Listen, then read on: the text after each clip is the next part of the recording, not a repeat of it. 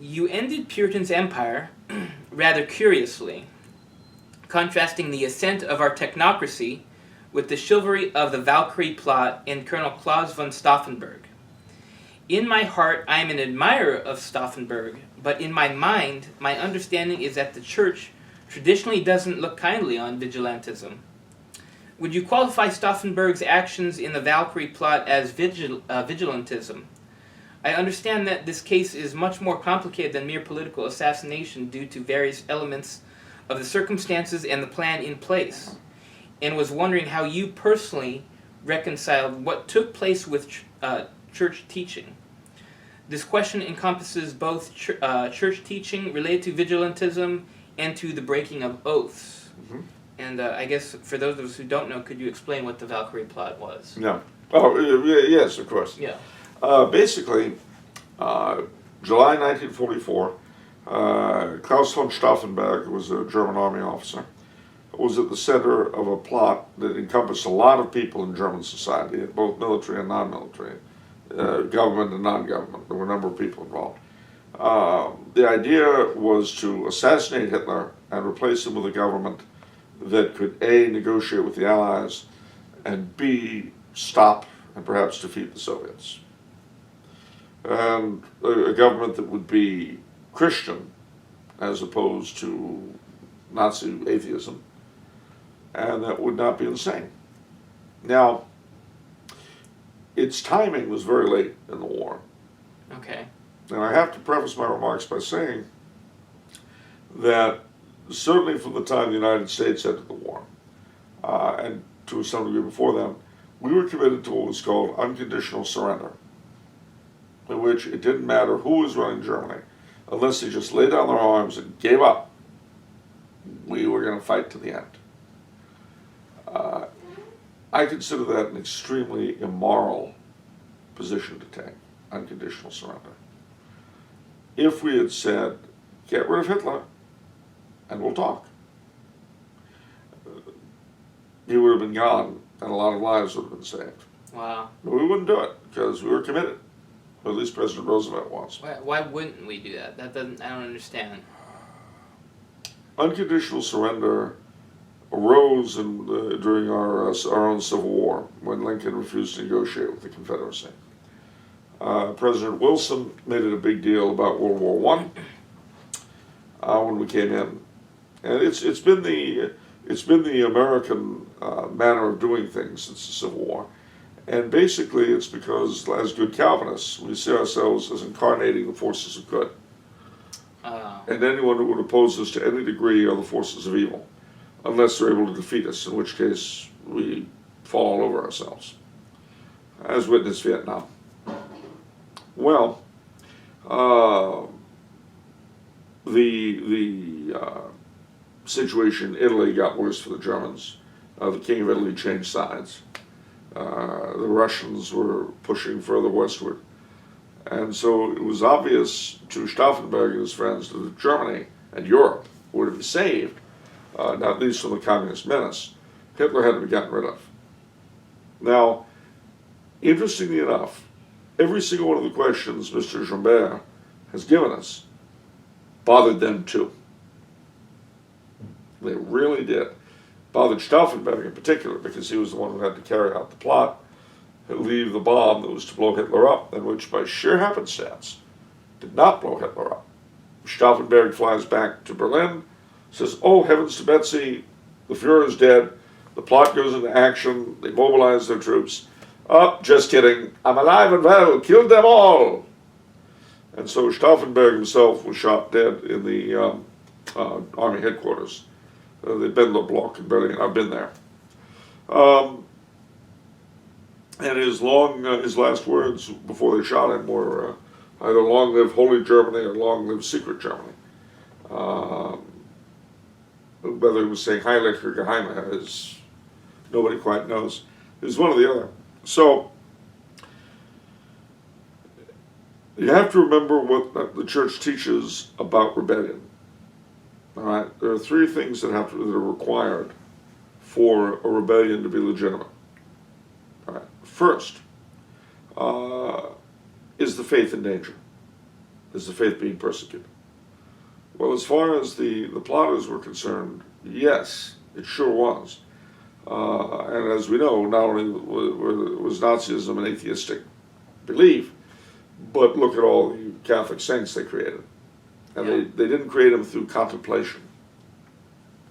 So that was the first point. They were dealing with a regime that had the faith in its sights. Secondly, is there a chance of success? It is not legitimate to try to overthrow a regime if you have absolutely no chance, because that's suicide. Yeah. But they believed they did. And thirdly, would not rebelling, would the evils caused by not rebelling be worse than the evils caused by rebelling? So that third part was a very, very important part of the thing. So as a result, they set up a government to take over. They had various people in mind for different governmental positions. They planned for months and months and months beforehand what they would do once they were in power, number one. Number two, they were afraid that if Hitler stayed at the helm, Germany would be extinguished. It would be divided between the West and the East, which happened. Yeah. I guess they knew what they were talking about.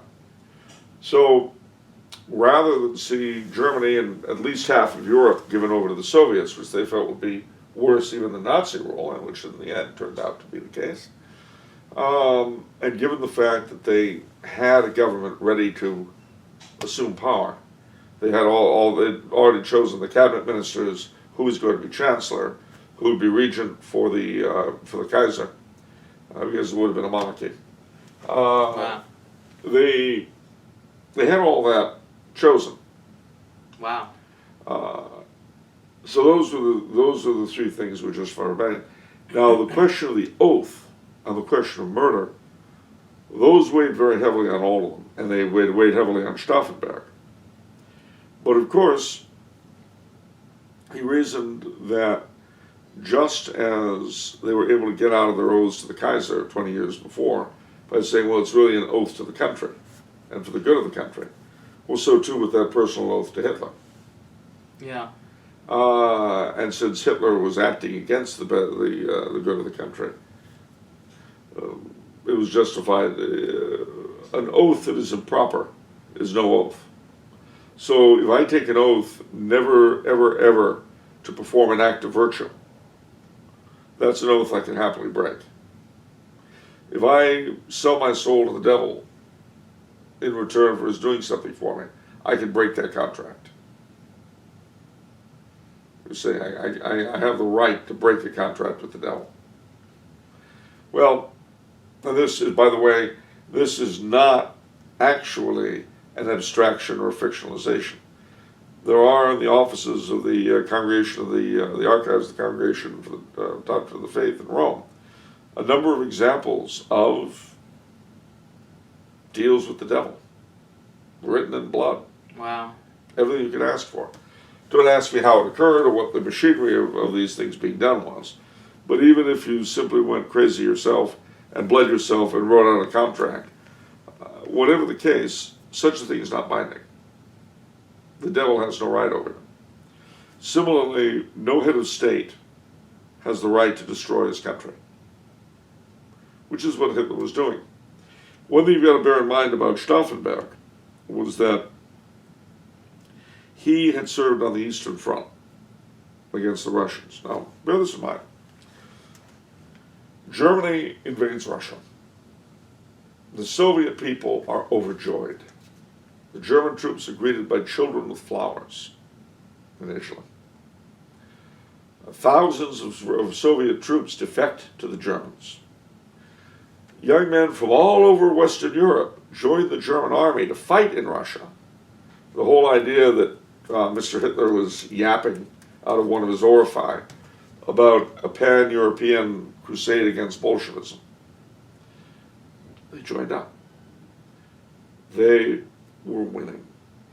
And if Hitler had meant what he said, had he not been a worthless scumbag liar, sorry, I shouldn't insult someone who's not whose person, but whose views are so important to people today. You know, vegetarianism, pro-abortion, all that stuff. Because of that, once they had pushed into Russia sufficiently, the Nazis moved in the apparatus of their racial doctrines, the mass murders and so forth of people, Slavs and Jews and various other folk.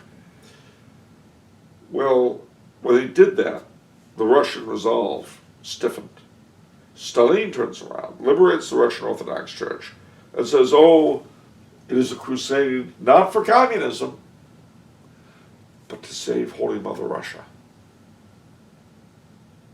So Stauffenberg was the liaison to General Vlasov, who was the commander of the Russians who defected to the German army. He could see defeat being snatched from the jaws of victory.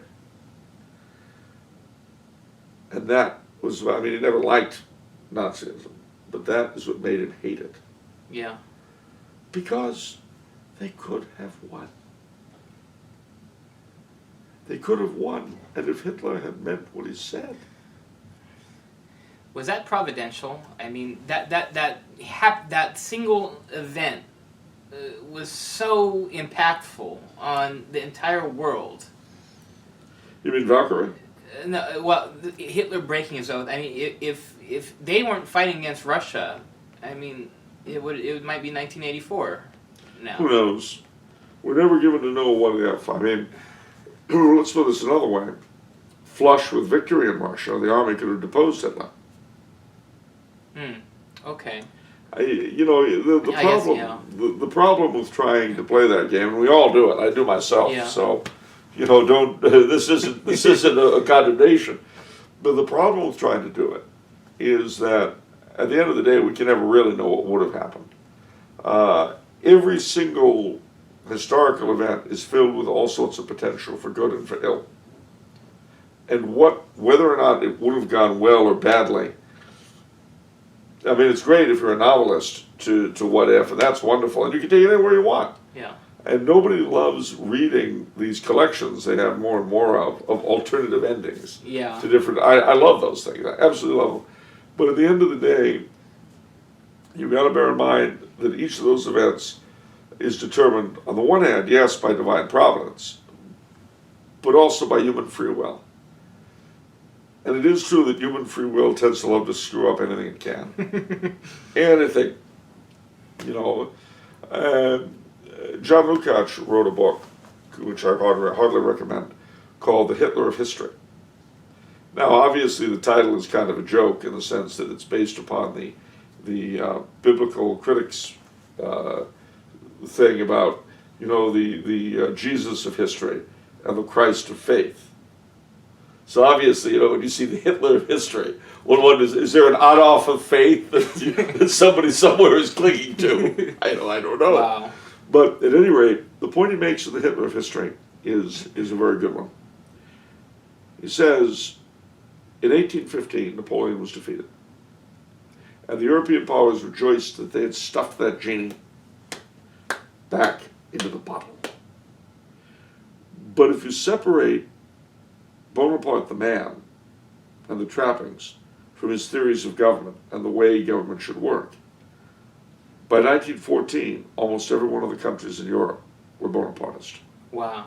They didn't call it that. Yeah. But the material reality was the same. Wow. So similarly, says Lukács, Hitler was defeated in 1945. And we thought we had stuffed the genie back in the bottle. Wow. But you know what? Let's look at Mr. Hitler, shall we? He was an interesting man. He was pro-abortion for the right people. He was pro-contraception for the right people. He was pro-sterilization of the unfit. He was in favor of animal rights. He was a vegetarian.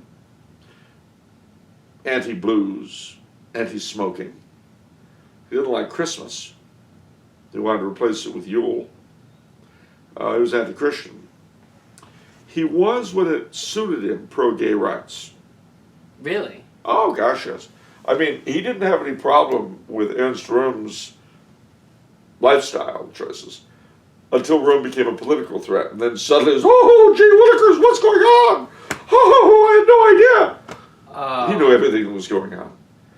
But when it was a question between the support of the army or getting rid of Röhm, up to that time it was, well, you know, boys will be boys.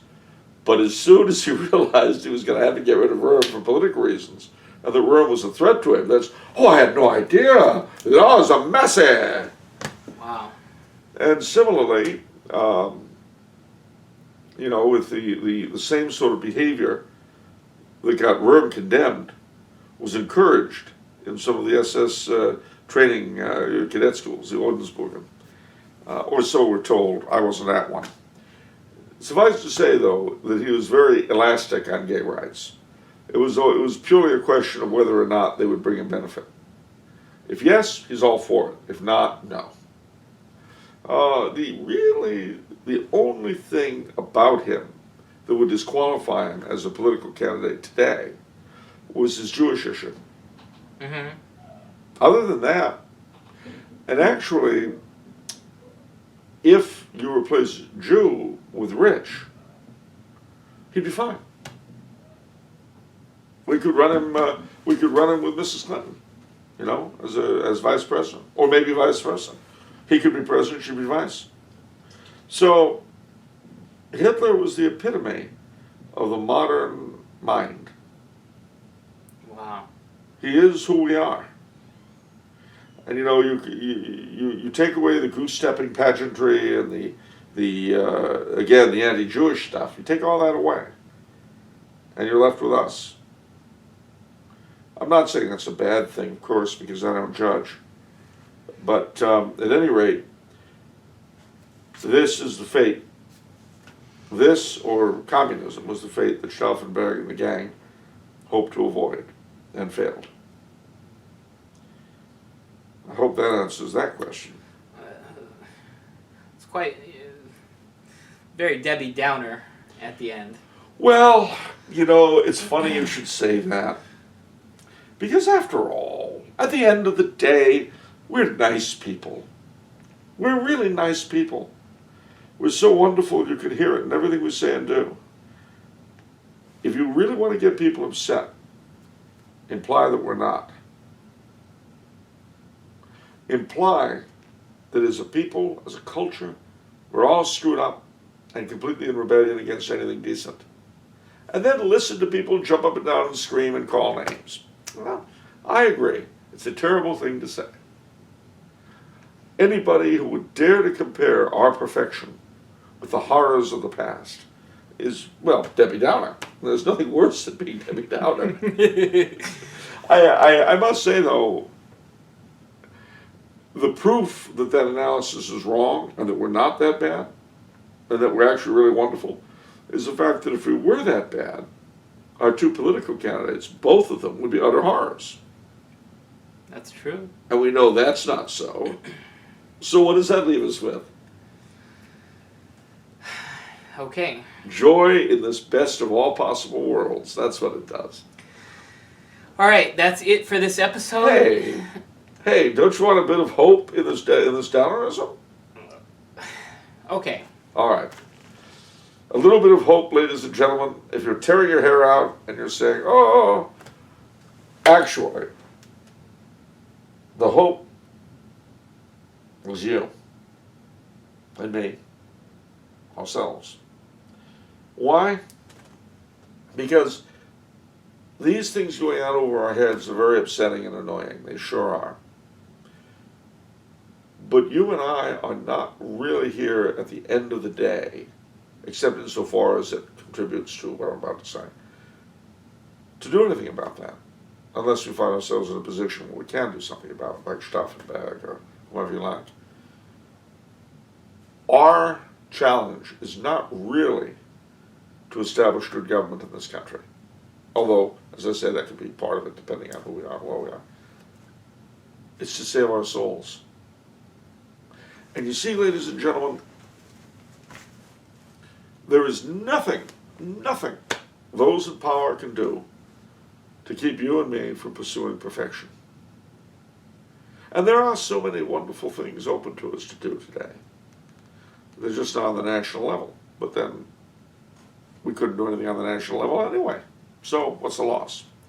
So if you're ready to pull your hair out and put a pistol to your brain the way Hitler did, or swallow poison, or whatever he did, maybe read Mein Kampf himself and died of boredom, I don't know, reread it.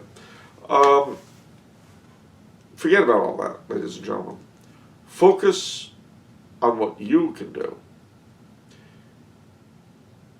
We are definitely, and now I'll be quite plain, we are definitely not reaping the rewards of goodness.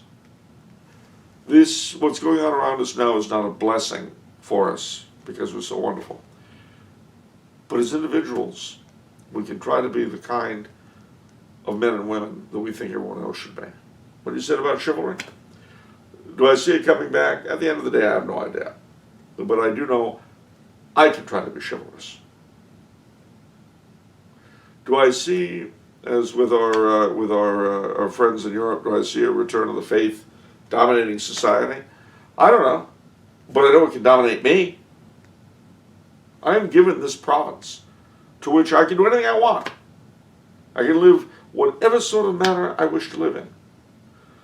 I can practice virtue. I can resist vice. Or I can give in to it and not. I mean, there's all kinds of things I can do. And that will be the case whoever is elected. That will be the case if, Hillary and Trump make a weird suicide pact and a saint is elected president. Okay. Not that I'm encouraging him on a suicide pact. I don't want to get into the same thing that he did with the Second Amendment. But that's the thing to remember, ladies and gentlemen, when you are the closest to driving yourself crazy over the macrocosm. When you and I go up before the great judge after we die, we're not really going to be asked a lot, unless for someone like Stauffenberg, that is to say, in a position to really affect that. We're not going to be asked, so did you allow Obama to be your president? Did you allow Hillary to legalize abortions for 3-year-olds? No, we're not going to be asked that question. We'll be asked about what we ourselves were able to do in areas we were able to do things. Our great temptation is to focus our attention outward and to neglect inward. So, at the risk of not being a little Debbie Downer, I'd say we all have an awful lot we can do, that we should do, and sadly enough, that we must do. And I hope that makes you feel a little bit better. I feel very good now. Good. Thank you, Charles. It's what I live for. Okay, that's it for this episode. If you'd like to send Charles a question to be asked on this show, you can contact us through the Tumbler House website. If you enjoyed listening to Charles, please subscribe to our Tumbler House YouTube channel. Thank you for watching.